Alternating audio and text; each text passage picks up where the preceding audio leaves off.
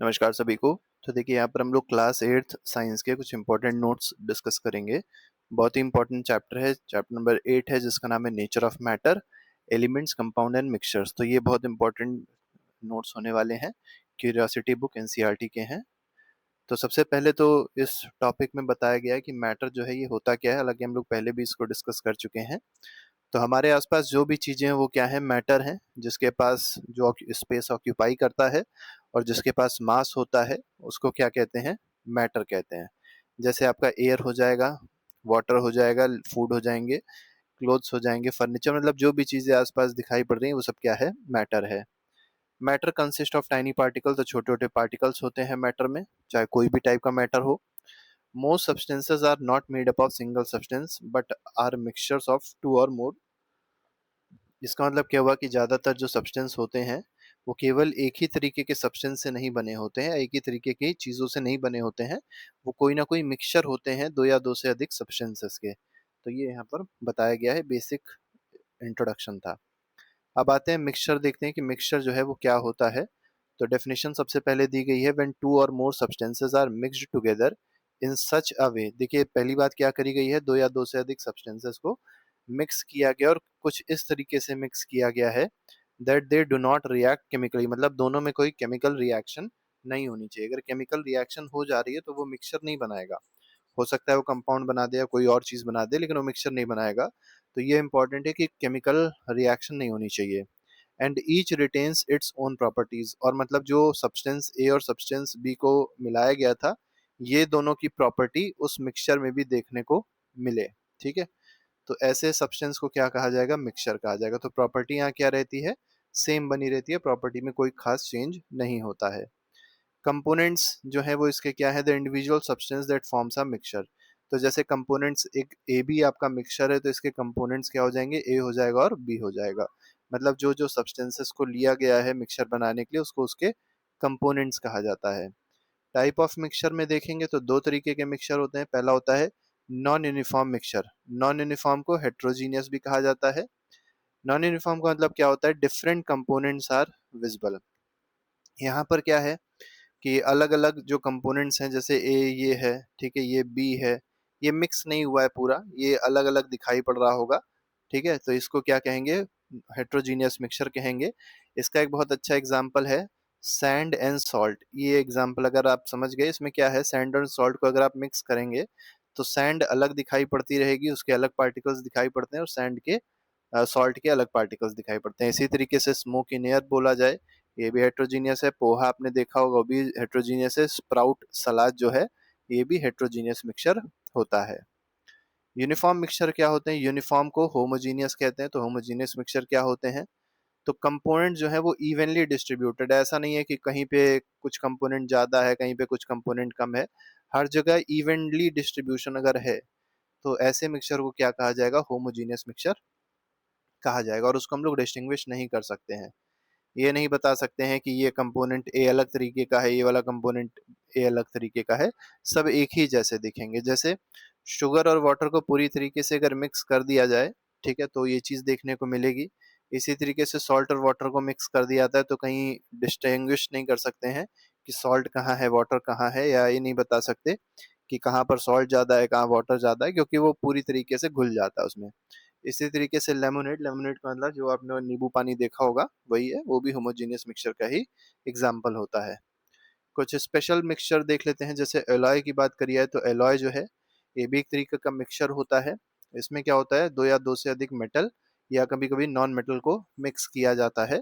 बस ये याद रखिएगा, ये यूनिफॉर्म होता है यहाँ पर मिक्सिंग, और होमोजीनियस होता है अपीयरेंस में। ठीक है, तो यूनिफॉर्म और होमोजीनियस होता है किसमें, अपीयर मतलब एक ही जैसा आपको दिखाई पड़ेगा, ये बात याद रखिएगा। और एग्जाम्पल आप क्या देख सकते हैं, एग्जाम्पल दिया गया जैसे स्टेनलेस स्टील है, जिसके मेनली बर्तन बनते हैं वो स्टेनलेस स्टील होती है, क्योंकि उसमें जंग वंग नहीं लगती है। अब इसमें क्या क्या है, तो मेन इसका कंपोनेंट होता है आयरन। इसके बाद निकल यूज किया जाता है, क्रोमियम यूज किया जाता है। क्रोमियम की वजह से ही जंग नहीं लगती है, इसी वजह से ही क्या होता है, कोरोजन रेजिस्टेंट होता है ये। ठीक है, तो क्रोमियम इसको क्या बना देता है, कोरोजन रेजिस्टेंट बना देता है, तो इसकी वजह से कोरोजन नहीं होगा। अगला क्या है, कार्बन है। तो कार्बन भी बहुत इंपॉर्टेंट है। तो ये चार चीजें जो हैं कहाँ यूज होती हैं? स्टेनलेस स्टील बनाने में यूज होती हैं। इसी तरीके से ब्रास है और एक ब्रॉन्ज है, ठीक है। ब्रास मतलब पीतल होता है, तो इसमें दो चीजें होती है, कॉपर होता है और जिंक होता है। इसमें मेन जो है वो क्या है? कॉपर है, और क्या और मिलाया जाता है? जिंक मिलाया जाता है। ब्रॉन्ज, आप लोग ने मेडल सुने होंगे, gold medal, silver medal, bronze medal. तो ब्रॉन्ज मेडल जो मिलता है उसको हिंदी में कांस्य कहते हैं। और इसमें दो चीजें होती हैं, कॉपर होता है और टिन होता है। तो याद रखिएगा, ब्रॉन्ज में टिन होता है और ब्रास में क्या होता है? जिंक होता है। यही दोनों में डिफरेंस है। बाकी कॉपर दोनों में सेम, मतलब जैसे ब्रास में कॉपर था वैसे ही ब्रॉन्ज में भी कॉपर होता है, बस ब्रॉन्ज में क्या होता है? टिन होता है। इसीलिए अगर आप ब्रॉन्ज देखेंगे तो थोड़ा सा टीन के कलर का दिखाई पड़ेगा, टिन के कलर का दिखाई पड़ता है। हम लोग का साइंटिफिक हेरिटेज के बारे में बताया गया है कि हम लोग के जो साइंटिफिक हेरिटेज है वो इस चीज से कहाँ तक रिलेटेड है। तो एंशियंट टेक्स्ट मेंशंस मिश्र लोह। देखिए यहाँ पर एक बहुत इंपॉर्टेंट टर्म को मेंशन किया गया है, मिश्र लोह का। अब ये मिश्र लोहा जो है ये है क्या? तो ये एक एलॉय है। और किस चीज का एलॉय है? तो ये आपको दिखाई पड़ रहा है लोहा, मतलब उसमें आयरन होगा और कोई ना कोई चीज की मिक्सिंग करी गई होगी। इसी तरीके से और क्या है? ब्रॉन्ज, जैसे कॉपर और टिन है यूज फॉर हेल्थ बेनिफिट्स। तो ब्रॉन्ज के बर्तन में पानी पीना चाहिए बताया जाता है, ठीक है। तो उससे हेल्थ बेनिफिट्स होते हैं। तो ये सब हम लोग के साइंटिफिक हेरिटेज में देखने को मिलता है। Is air a mixture? तो क्या एयर जो है वो भी एक मिक्सचर है, पूछा गया है। तो air is a uniform mixture of nitrogen. अब देखिए, एयर जो है वो भी एक मिक्सचर है, लेकिन कैसा मिक्सचर है? यूनिफॉर्म मिक्सचर है। नाइट्रोजन जिसमें 78% है, ऑक्सीजन कितना है? 21% है, कार्बन डाइऑक्साइड भी है, आर्गन भी है, वाटर वेपर भी है। तो इतनी सारी चीजें हैं किसमें? एयर में, ठीक है। एक्टिविटी एक दी गई है, लाइम वाटर टर्न्स मिल्की। अब लाइम वाटर क्या होता है? लाइम वाटर होता है CaOH का होल ट्वाइस, ठीक है। कैल्शियम हाइड्रोक्साइड बोलते हैं इसको। तो ये लाइम वाटर है। जब इस कैल्शियम हाइड्रोक्साइड में कार्बन डाइऑक्साइड को पास किया जाता है तो ये कैल्शियम कार्बोनेट का फॉर्मेशन कर देता है। और ये कैल्शियम कार्बोनेट किस कलर का होता है? वाइट कलर का होता है, ठीक है। तो इसका कलरलेस था, अब ये व्हाइट कलर में बदल गया, तो इसीलिए कहा जाता है कि मिल्की हो जाता है। और ये प्रेजेंस बताता है किसकी? कार्बन डाइऑक्साइड की। कि किसको मिलाया गया था? कार्बन डाइऑक्साइड को ही मिलाया गया था। आप देख सकते हैं यहाँ पर लाइम वाटर लिया गया है जो कि कलरलेस है। इसके बाद क्या किया गया? जब इस लाइम वाटर में कार्बन डाइऑक्साइड पास कराई गई है तो आप देख सकते हैं मिल्की हो गया है ये, मतलब व्हाइटिश कलर का हो गया है। और इससे क्या पता चलता है कि जो हम लोग ने गैस को डाला था इस पे, वो कौन सी गैस थी? कार्बन डाइऑक्साइड थी। आगे बढ़ते हैं। Air also contains. अब देखिए, एयर में अगर आप देखेंगे और भी बहुत सारी चीजें होती हैं, जैसे डस्ट होता है, सूट होता है, पॉल्यूटेंट्स होते हैं। Very with time and place. अब ये जो तीनों चीजें हैं, हो सकता है किसी जगह पे डस्ट, सूट, पॉल्यूटेंट ज्यादा हो, तो हो सकता है किसी जगह पे ये सब कम हो। टाइम पे भी डिपेंड करता है कि दोपहर में भी हो सकता है ज्यादा हो सकता है रात में कम हो गए हो, ठीक है। तो टाइम पे भी डिपेंड करते हैं तीनों चीजें, और प्लेस पे भी डिपेंड करती हैं। एयर में पॉल्यूटेंट्स कौन कौन से होते हैं? तो पॉल्यूटेंट मतलब जो अनवांटेड सब्सटेंसेस हैं एयर में, वो क्या क्या होते हैं? तो जैसे डस्ट होता है, स्मोक होती है, कार्बन मोनोऑक्साइड बड़ी खतरनाक गैस है होती है, नाइट्रोजन डाइऑक्साइड होती है, मतलब ये वेहिकुलर एमिशन से रिलीज होती है, व्हीकल से रिलीज होती है, ओजोन होती है, और सल्फर डाई ऑक्साइड होती है। तो ये सारी चीजें जो हैं ये क्या है? एक तरीके का पॉल्यूटेंट है जो एयर में प्रेजेंट होते हैं। अब AQI क्या होता है ये जानना बहुत ज़्यादा ज़रूरी है। तो एयर क्वालिटी इंडेक्स, मतलब एयर की क्वालिटी कैसी है उसको डिस्क्राइब करने के लिए एक इंडेक्स बनाया गया है जिसको कहते हैं एयर क्वालिटी इंडेक्स। तो tool to measure and describe the air quality. तो किसी भी जगह की एयर क्वालिटी अगर आपको जाननी है तो उसके लिए एक इंडेक्स बना दिया गया है कि उस जगह की आपको एयर क्वालिटी पता चल जाएगी। आप कुछ ना करिए, केवल AQI नियर मी लिख दीजिएगा गूगल पे, आपको आपके जगह की AQI पता चल जाएगी, ठीक है। कमेंट बॉक्स में लिख के जरूर बताइएगा इस समय आप कि आपके आसपास के एरिया की AQI इस समय क्या है, ठीक है। जैसे मैं लखनऊ में रहता हूँ तो लखनऊ में बहुत सारे जगह पर AQI मेजर होती हैं। तो मेरे एरिया में जहाँ मैं रहता हूँ वहाँ अप्रोक्सीमेटली 69 थी आज दोपहर में मैंने देखा था, ठीक है। तो आप जरूर लिख के बताइएगा। 50 तक जहाँ पर होगी, 50 तक, वो बहुत अच्छी जगह होगी, बड़ी वातावरण से बहुत अच्छा वहाँ वातावरण होगा, इन्वायरमेंट बहुत अच्छा होगा, ठीक है। अब बात करते हैं टाइप्स ऑफ मिक्सचर में। यहाँ पर कुछ कंपैरिजन दिया गया है। जैसे गैस और गैस का मिक्सचर है पहला, इसमें देखिए क्या बताया गया। एग्जाम्पल एयर हो जाएगा, एयर गैस और गैस का मिक्सचर है। कैसा मिक्सचर है? यूनिफॉर्म मिक्सचर है। गैस और लिक्विड, मतलब गैस भी और लिक्विड भी हो, जैसे सोडा वाटर है। सोडा वाटर में वाटर होता है प्लस कौन सी गैस होती है, कार्बन डाइऑक्साइड गैस होती है। इसी तरीके से वाटर में अगर ऑक्सीजन डाल दिया गया तो एक कैसा मिक्सचर है, यूनिफॉर्म मिक्सचर है। सॉलिड प्लस गैस, मतलब कार्बन पार्टिकल्स या सूट जो होता है उसको एयर में अगर पड़ गया है तो क्या बना देगा, तो एयर हो गया गैस, कार्बन पार्टिकल्स हो गया सॉलिड। कैसा मिक्सचर होगा, नॉन यूनिफॉर्म मिक्सचर होगा, क्योंकि हो सकता है किसी जगह पे वो ज्यादा हो, किसी जगह पे पार्टिकल्स कम हो सॉलिड के। अब आते हैं लिक्विड प्लस लिक्विड मिक्सचर में क्या क्या है। तो जैसे विनेगर दिया गया है, सिरका जिसको कहते हैं, विनेगर में क्या है, एसिटिक एसिड होता है और वाटर होता है। तो ये भी लिक्विड है, ये भी लिक्विड है, तो लिक्विड प्लस लिक्विड का मिक्सचर हुआ, ये यूनिफॉर्म मिक्सचर बनाएगा। लेकिन अगर ऑयल वाटर है, तो ऑयल आप जानते हैं इसकी डेंसिटी कम होती है वाटर से, तो ये ऊपर तैरता रहता है, और तैरता है इसलिए कैसा मिक्सचर हो जाएगा, नॉन यूनिफॉर्म मिक्सचर हो जाएगा। सॉलिड प्लस लिक्विड की बात अगर करी जाए तो ऐसे सी वाटर है। अब सी वाटर में वाटर तो है, वाटर के साथ और क्या है, सॉल्ट भी तो है। अब सॉल्ट क्या है, सॉलिड हो गया, वाटर क्या हो गया, लिक्विड हो गया। इसी तरीके से सैंड इन वाटर जो है ये भी कैसा है, तो सैंड हो गया सॉलिड, वाटर हो गया लिक्विड। ये आप देखेंगे हेट्रोजीनियस हो जाएगा, और सी वाटर क्या है, यूनिफॉर्म या होमोजीनियस हो जाएगा।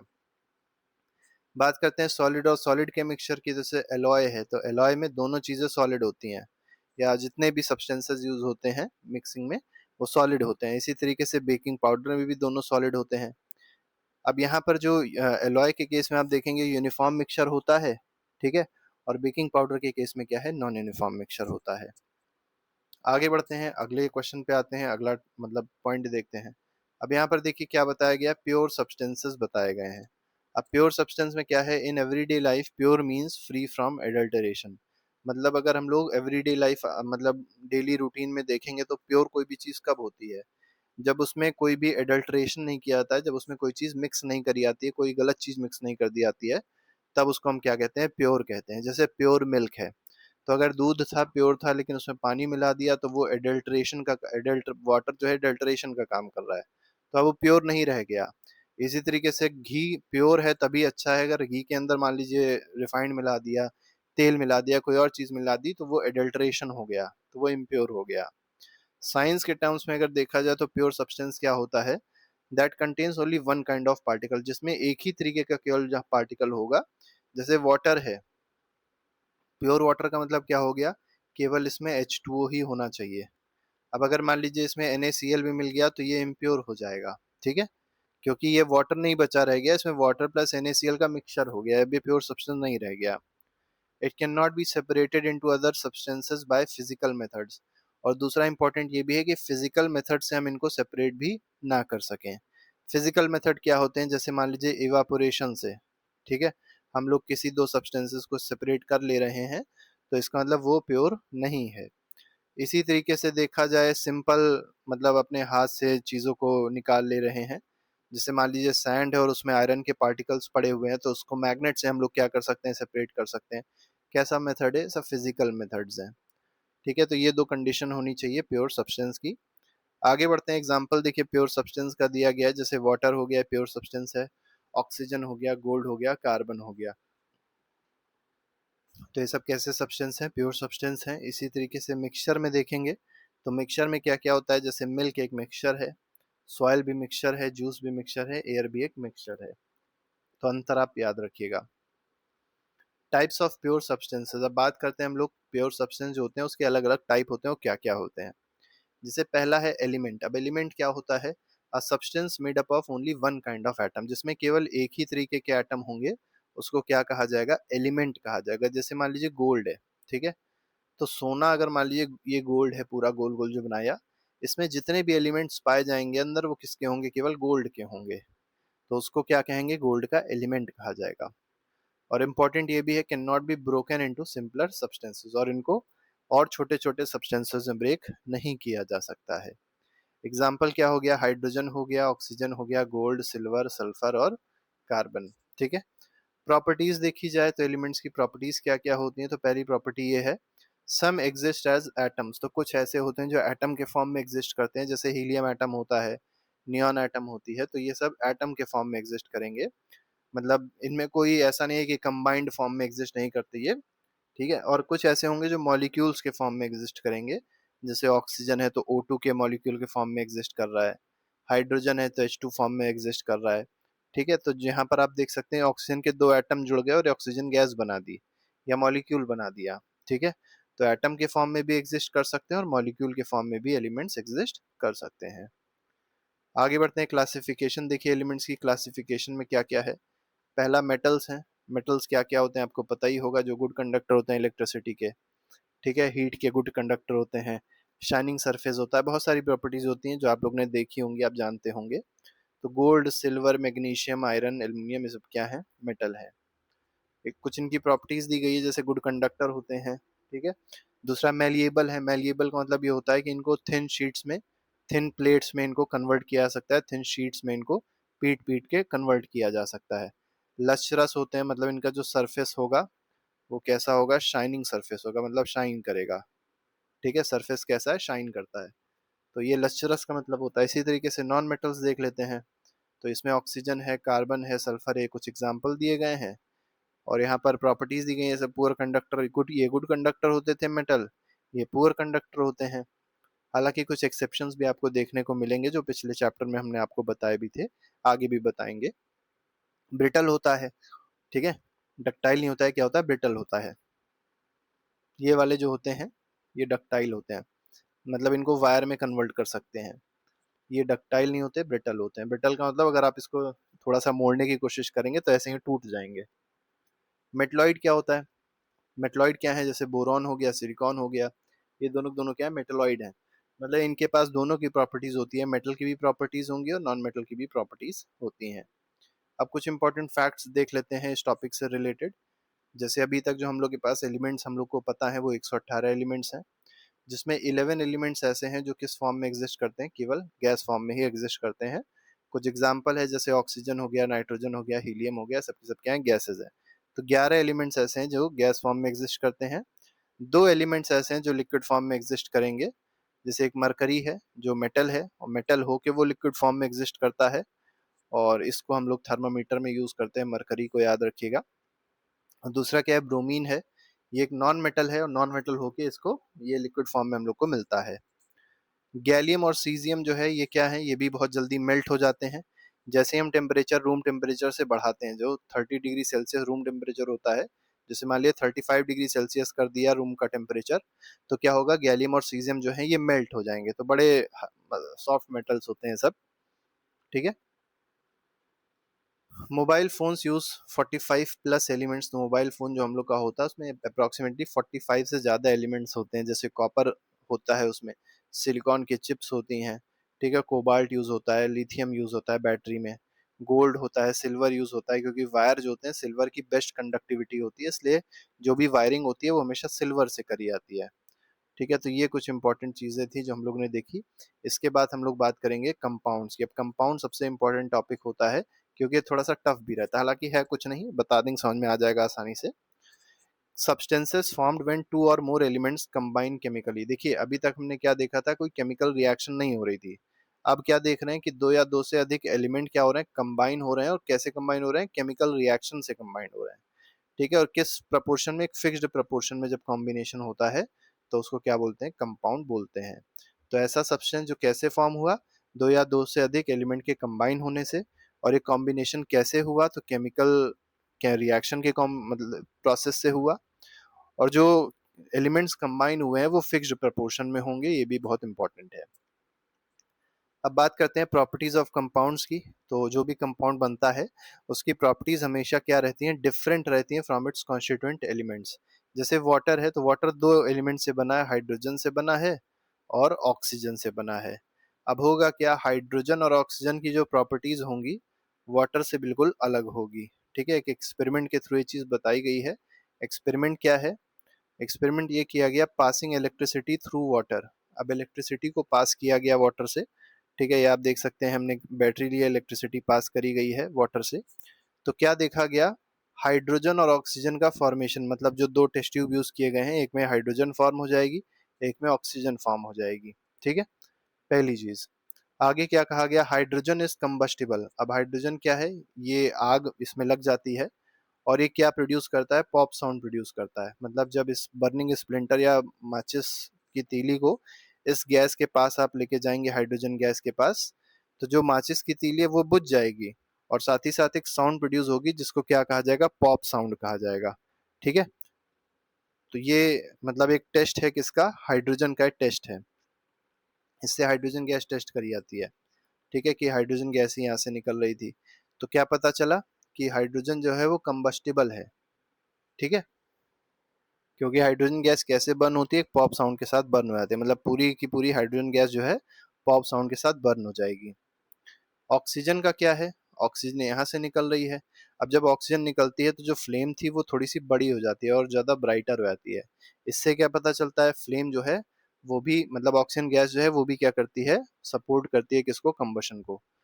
अब देखिए, हाइड्रोजन भी सपोर्टर है कंबशन का, ऑक्सीजन भी सपोर्टर है कंबशन का, लेकिन जब दोनों मिले तो क्या फॉर्म किया, वाटर फॉर्म किया। और वाटर सपोर्टर नहीं है, वाटर तो क्या करता है, आग को बुझा देता है।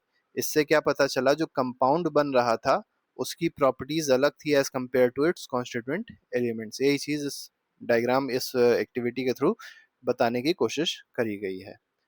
तो यहाँ देखिए, ये पता चल रहा है water's property are very different from hydrogen and oxygen. और भी एग्जांपल्स हैं, जैसे CO2, ये भी एक क्या है, कंपाउंड है। इसमें दो चीजें हैं, कार्बन है और ऑक्सीजन है। इसी तरीके से NaCl, जिसको कॉमन सॉल्ट भी कहते हैं, कॉमन सॉल्ट कहा जाता है इसको, या इसको टेबल सॉल्ट भी कहा जाता है, टेबल पे रखा होता है। ठीक है, याद रखिएगा। इसमें दो एलिमेंट्स होते हैं, सोडियम होता है, क्लोरीन होता है, तो इनसे भी प्रॉपर्टीज, NaCl की प्रॉपर्टी सोडियम और क्लोरीन से क्या होगी, अलग अलग होगी। अब हम लोग कंपाउंड को देखेंगे थोड़ा सा डीप में। तो डेफिनेशन क्या है कंपाउंड की, it is a pure substance form when two और more elements combine chemically into a fixed ratio. तो अगर दो या दो से अधिक एलिमेंट कंबाइन हो रहे हैं केमिकली एक फिक्स्ड रेशियो में, तो क्या बनेगा, कंपाउंड बनेगा। Properties of compounds are entirely different from the properties of its constant element, जो हमने आपको बताया वही चीज यहाँ पे भी लिखी हुई है। The elements in compound cannot be separated by physical methods। तो ये बहुत इंपॉर्टेंट है कि जो कंपाउंड्स में जो भी एलिमेंट्स थे वो सेपरेट ना हो सके, मतलब कंपाउंड को और तोड़ा ना जा सके, किस मेथड से, फिजिकल, केमिकल मेथड से तोड़ सकते हैं, फिजिकल मेथड से नहीं तोड़ सकते हैं। जैसे एग्जांपल क्या है, फिल्ट्रेशन, एवापोरेशन और मैग्नेट से सेपरेट नहीं कर सकते हैं एलिमेंट्स को। ये इंपॉर्टेंट प्रॉपर्टी है किसकी, कंपाउंड की। अब कंपाउंड के कुछ एग्जांपल्स दिए गए, जैसे वाटर दिया गया है, तो ये हाइड्रोजन और ऑक्सीजन से बना हुआ है। हाइड्रोजन एक फ्यूल है जो ऑब्वियस सी बात है कंबस्टिबल होगा। ऑक्सीजन क्या करता है, सपोर्ट करता है कंबशन को, लेकिन जब ये दोनों मिलते हैं तो वाटर फॉर्म करते हैं और वाटर क्या करता है, फायर को एक्सटिंग्विश कर देता है। अब इसमें आप अगर देखेंगे H2O होता है, तो यहाँ पर हाइड्रोजन के कितने एटम्स हैं, दो एटम्स हैं, ऑक्सीजन का कितना एटम है, वन एटम है, तो रेशियो ऑफ एटम्स दिया गया है 2:1। ऐसे ही कॉमन सॉल्ट भी देख लीजिए। सोडियम जो है, सोडियम जो है वो सॉफ्ट होता है, रिएक्टिव मेटल, सबसे ज्यादा रिएक्टिव मेटल, मतलब हाईली रिएक्टिव मेटल होता है। हालांकि पोटेशियम जो इससे ज्यादा है, लेकिन ये भी हाई रिएक्टिव मेटल होता है, बहुत जल्दी रिएक्ट कर जाता है। क्लोरीन जो है एक पॉइजनस गैस होती है, जहरीली गैस है। अब जब ये दोनों मिले तो सोडियम क्लोराइड फॉर्म कर दिया। अब जो सोडियम क्लोराइड है उसको तो लोग खाते हैं, तो ना वो बहुत ज्यादा रिएक्टिव मेटल बचा और ना ही उसमें कोई पॉइजनस गैस बची। ठीक है, कैन नॉट बी सेपरेटेड। अब इसको सोडियम और क्लोरीन गैस में सेपरेट भी नहीं किया सकता है फिजिकल प्रोसेस से। ठीक है, तो ये हो गया। इसके बाद देख लीजिए, शुगर का दिया गया है आपको C6H12O11। तो शुगर का फॉर्मूला याद रखिएगा, इंपॉर्टेंट है, C12H22O11। ठीक है, चलिए आप लोग कमेंट बॉक्स में बताइएगा ग्लूकोज का फॉर्मूला क्या होता है, क्योंकि कई लोग क्या होता है, ग्लूकोज और शुगर के फॉर्मूले में सोचते हैं दोनों का एक ही फॉर्मूला है, जो कि गलत है। C12H22O11 किसका फॉर्मूला है, शुगर का है। अब इसमें क्या बताया गया, इसमें बताया गया है कि जब शुगर को हीट किया जाता है तो शुगर टर्न्स ब्राउन, पहले शुगर ब्राउन में ब्राउन हो जाएगा, and chars leaving behind carbon charcoal, और बाद में क्या होगा, थोड़ा सा चारकोल बच जाएगा एंड वाटर वेपर ड्रॉपलेट्स भी इसमें निकलते हैं। This shows that sugar is not an element but compound of carbon, hydrogen and oxygen. तो इससे क्या पता चलता है, इससे ये मेनली पता चला कि जो शुगर है वो एक एलिमेंट नहीं है, वो क्या है, कंपाउंड है। और किस किस चीज का कंपाउंड है, इसमें कार्बन होता है, इसमें हाइड्रोजन होती है, इसमें ऑक्सीजन होती है। ठीक है, आगे बढ़ते हैं। तो यहाँ पर आप देख सकते हैं किया भी गया ऐसा, चारकोल बन रहा है कार्बन के फॉर्म में, वही चीज यहाँ पर दी गई है। एक्सपेरिमेंट एक और दिया गया है, मिक्सचर वर्सेस कंपाउंड। अब एक मिक्सचर बनेगा, एक कंपाउंड बनेगा, दोनों की प्रॉपर्टी आपको समझ में आ जाएगी। अब जैसे पहले क्या किया गया, मिक्सचर लिया गया आयरन फिलिंग्स और सल्फर का। Both elements can be seen separately. ये आपकी आयरन फिलिंग्स हो गई, Fe आयरन फिलिंग्स हैं, और ये क्या है, सल्फर है। ठीक है, इन दोनों को लिया गया, दोनों को मिक्स कर दिया गया। Iron can be picked up with magnet. अब जो दोनों को सिंपली मिक्स कर देंगे तो क्या होगा, जब दोनों को सिंपली ऐसे मिला दिया गया, मतलब ऐसे मिक्स कर दिया गया, तो क्या है कि अगर आप मैग्नेट एक इसके पास लेके जाएंगे तो ये मैग्नेट की तरफ नहीं चिपकेगा, लेकिन ये वाले जो हैं इसके अंदर पड़े होंगे वो इस मैग्नेट से तुरंत अट्रैक्ट हो जाएंगे। ठीक है, मैग्नेट की तरफ अट्रैक्ट हो जाएंगे और ये अलग बचेगा, मैग्नेट पे सारा आयरन आ जाएगा। On adding dilute hydrochloric acid HCl। अब सेकंड में क्या किया गया, डाइल्यूट हाइड्रोक्लोरिक एसिड को यूज किया गया है। Iron reacts to produce hydrogen gas. अब आयरन रिएक्ट करेगी सल्फर से या HCl से। सल्फर से तो अभी नहीं कर रही है। क्या किया गया, हम लोग ने क्या किया है इसमें कि HCl से रिएक्शन करी गई है किसकी, आयरन की। तो iron reacts to produce hydrogen gas produce कर दी। अब ये बर्न कर जाएगी पॉप साउंड के साथ, लेकिन सल्फर रिमेन्स अनअफेक्टेड। सल्फर में कोई भी रिएक्शन नहीं होगी, सल्फर जो है वो रिएक्ट नहीं करेगा HCl से। Conclusion, this is mixture, components retain their properties. अब इससे क्या पता चला कि ये एक मिक्सचर है और जो कंपोनेंट्स होते हैं वो अपनी प्रॉपर्टी को रिटेन करे रहते हैं। अब जैसे मान लीजिए यही सेम चीज थी। अब क्या होता, हमारे पास एक बीकर था, हमने क्या कर दिया था, दोनों को मिक्स कर दिया था। ये मान लीजिए ब्लू से हमने जो बनाया ये आयरन है, ठीक है, और रेड से जो बना रहे हैं क्या है, सल्फर है। कुछ इस तरीके से मिक्स हुआ। अब इसके ऊपर जब HCl डाला तो HCl रिएक्ट किससे किया, Fe से, आयरन से रिएक्ट कर गया था। तो ब्लू वाले सब्सटेंसेस से रिएक्ट कर जाएगा, तो ब्लू वाला सब्सटेंस क्या हो जाएगा, गायब हो जाएगा, और बचेगा क्या नीचे, केवल सल्फर बचेगा। तो वही चीज यहाँ पर बताई गई है। तो इससे क्या पता चला कि ये मिक्सचर था। अगर मिक्सचर था तो दोनों सेपरेटली रिएक्ट हो रहे हैं, अगर कंपाउंड बना होता तो दोनों मिल के HCl के साथ रिएक्ट कर जाते। ठीक है, यही चीज यहाँ पर बताने की कोशिश करी गई है। अब देखिए सैंपल बी में क्या किया गया, इसका थोड़ा सा अपोजिट केस लिया गया है। अब देखिए सैंपल बी जो है वो देखिए क्या है, आयरन सल्फर को क्या किया गया, हीट कर दिया गया और क्या बन गया, एक नया सब्सटेंस बन गया जिसको कहा गया आयरन सल्फाइड बन गया। ब्लैक मास फॉर्म लुक्स यूनिफॉर्म। अब एक काले कलर का मास बन गया है, काले कलर का सब्सटेंस फॉर्म हो गया आयरन सल्फाइड, और ये कैसा लग रहा है, यूनिफॉर्म बिल्कुल स्ट्रक्चर है इसका। No longer attracted to. अब ऐसा नहीं है कि यहाँ पे जो आयरन सल्फाइड बना उसके पास में मैग्नेट लेके जाएंगे तो आयरन अलग हो जाएगा, सल्फर अलग हो जाएगा, नहीं। तो मैग्नेट से अट्रैक्ट नहीं हो रहा है। On adding dilute hydrochloric acid. अब देखिए, अब जब हाइड्रोक्लोरिक एसिड हम लोग ने डाला तो कौन सी गैस निकल रही है, H2S, हाइड्रोजन सल्फाइड गैस निकल रही है, जो जिसका स्मेल किस तरीके का है, सड़े हुए अंडे की तरीके का स्मेल है। कंक्लूजन क्या पता चला, new substance compound with properties different from its elements has been formed. मतलब ये जो FeS बना है ये क्या है, कंपाउंड है, और इसकी प्रॉपर्टी जो है वो ना Fe को मैच कर रही है ना सल्फर को मैच कर रही है। तो इसकी प्रॉपर्टी जो होती है वो कॉन्स्टिट्यूएंट एलिमेंट से अलग होती है, यहाँ पर ये पता चलता है हम लोग को। की डिफरेंस क्या क्या है, मिक्सचर में हम लोग ने क्या देखा, नो केमिकल बॉन्डिंग, कोई केमिकल बॉन्डिंग नहीं बन रही थी, डायरेक्टली बस दोनों मिक्स हुए थे। प्रॉपर्टी सेम रह रही थी, मतलब जो मिक्सचर की प्रॉपर्टी थी वही प्रॉपर्टी किसमें थी, उन कॉन्स्टिट्यूएंट एलिमेंट में थी। कैन बी सेपरेटेड, और इनको फिजिकल मेथड से सेपरेट भी कर सकते थे, मिक्सचर में दिया गया है। कंपाउंड में क्या आता है, केमिकल बॉन्डिंग हो जाती है, नई प्रॉपर्टी क्रिएट हो जाती है, मतलब कंपाउंड की प्रॉपर्टी अलग होगी as compare to that constituent elements. और इनको फिजिकली हम लोग सेपरेट भी नहीं कर सकते हैं, मतलब कॉन्स्टिट्यूएंट एलिमेंट को सेपरेट नहीं कर सकते हैं कंपाउंड से, ये भी इंपॉर्टेंट है। How do we use elements, compound and mixture. तो इनको यूज कैसे करते हैं, तो जैसे एयर है तो एयर क्या है, एक मिक्सचर है गैसेस का, ऑक्सीजन नाइट्रोजन कार्बन डाइऑक्साइड का। वाटर यूज करते हैं, कंपाउंड है, एसेंशियल फॉर लाइफ है, H2O फॉर्मूला है। कौन कौन से एलिमेंट्स यूज करते हैं, जैसे आयरन यूज करते हैं, एल्युमिनियम यूज करते हैं, बर्तन वर्तन बनाते हैं, ब्रिज बनाने में यूज करते हैं, व्हीकल बनाने में यूज करते हैं, बिल्डिंग्स बनाने में यूज करते हैं। कंपाउंड्स में देखा जाए तो जो मेडिसिन होती हैं वो मेनली है क्या, कंपाउंड ही तो है। इसी तरीके से जो वैक्सीन होती हैं, जो फर्टिलाइजर्स होते हैं, तो ये सब भी क्या है, कंपाउंड्स हैं। मिक्सचर्स की बात करी जाए तो मिक्सचर में वुड हो जाएगा, स्टील हो जाएगा, कंक्रीट हो जाएगा, तो ये सब क्या है, कंक्रीट कंस्ट्रक्शन में यूज किया जाता है। तो ये सब मिक्सचर है। इसी तरीके से एलॉय देखा जाए तो एलॉय क्या है, मिक्सचर ऑफ मेटल्स है। स्टेनलेस स्टील एग्जांपल है, ये स्ट्रॉन्गर होता है, ज़्यादा ड्यूरेबल होता है प्योर आयरन के कंपैरिजन में, तो इसलिए इसको यूज़ किया जाता है। तो आपने देखा किस तरीके से हम लोग बहुत सारे एलिमेंट्स कंपाउंड मिक्सचर्स को यूज़ करते हैं। अब एग्जांपल ऑफ इनोवेशन, इनोवेशन का एक एग्जांपल दिया गया है, जैसे है ग्राफीन एरोजेल। अब ये कार्बन है, एक तरीके का कार्बन का फॉर्म है, और ये लाइटेस्ट मटेरियल है अर्थ पे। तो अर्थ पे अगर देखा जाए सबसे हल्का जो मटेरियल है वो क्या है, ग्राफीन एरोजेल है। कैन रेस्ट ऑन ग्रास, तो सोचिए इतना हल्का है कि ग्रास पे भी ये रेस्ट मतलब रखा रह सकता है, ग्रास नीचे नहीं होगी और ये आराम से उस पे पड़ा रहेगा। हाईली पोरस, बहुत ज्यादा पोरस होता है। एब्जॉर्ब्स ऑयल, ऑयल को एब्जॉर्ब कर लेता है, पॉल्यूटेंट्स को एब्जॉर्ब कर लेता है। तो जब भी समुद्र में कभी भी ऑयल लीक हो जाता है तो इसी सब्सटेंस को यूज किया जाता है ऑयल को एब्जॉर्ब करने के लिए। तो क्लीनिंग ऑयल स्पिल्स में इसको यूज करते हैं, एनर्जी सेविंग डिवाइस बनाने में यूज करते हैं, बिल्डिंग कोटिंग में इसको यूज करते हैं। तो ये कुछ इंपॉर्टेंट इनोवेशन है जो आज देखने को मिलते हैं। बात करते हैं मिनरल्स की। मिनरल्स क्या होते हैं, तो rocks are made up of minerals. तो जो रॉक्स होते हैं वो किसके बने होते हैं, मिनरल्स के बने हुए होते हैं।